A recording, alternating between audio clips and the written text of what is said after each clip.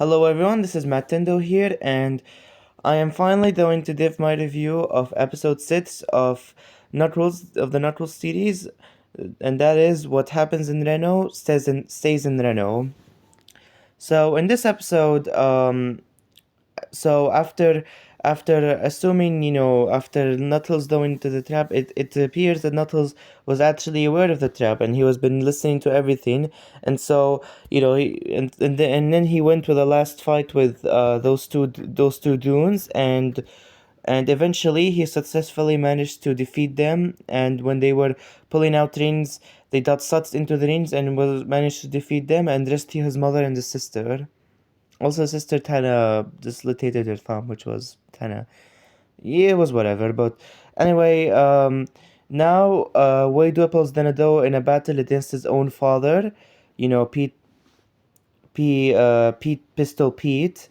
And so in this battle, I was definitely rooting for Wade because Pistol Pete deserves failure. Pistol Pete is a failure of a father, and he should definitely, and he deserves the consequences, and he deserves to lose. So for abandoning his son and also trying to kill his mother and his sister, taking them hostage, taking his family hostage for some money and winning.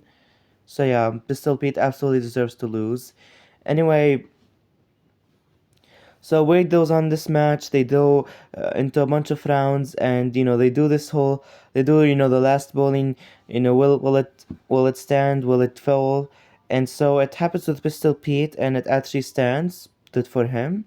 And it happens and with Wade Whipple, it actually falls, and he won, which is really cool. So and now after that, the villain, the main bad guy, he actually returns, and I have to say the villain is kind of weak in this series. Like I don't really like he's the spit buff guy who previously worked for a botnet at done and then he just went on the road and tried to selling merchandise and now selling weapons, and now he built this huge mechanical weapon to just consume Knuckles' power and stuff. Like, I don't know. I mean, I was just kind of rooting for him to lose, honestly. He's just a generic villain. Like, he's just a generic lame villain. Like, at least Robotnik is fun, Like, this guy is just like none of these villains, honestly. None.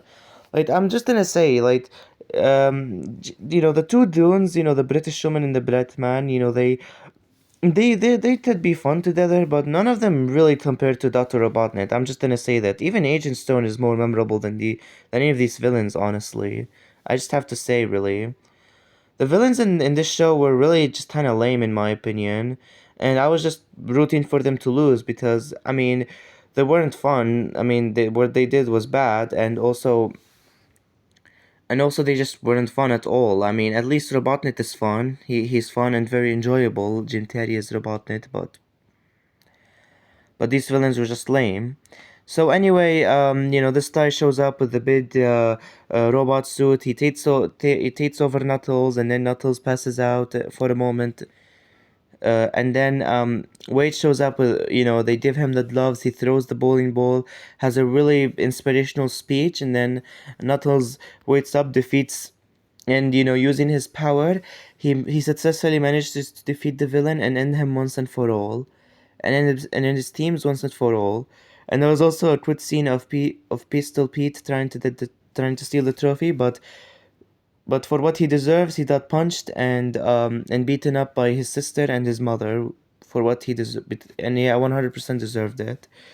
And Wade got the trophy, and everything is happy, and so yeah, this is really cool. And Knuckles finally found his jamming son, which is really cool. So overall, yeah, so yeah, that was the Knuckles series. Overall, it was a really cool spin-off show. I really enjoyed it, and I have to say, I really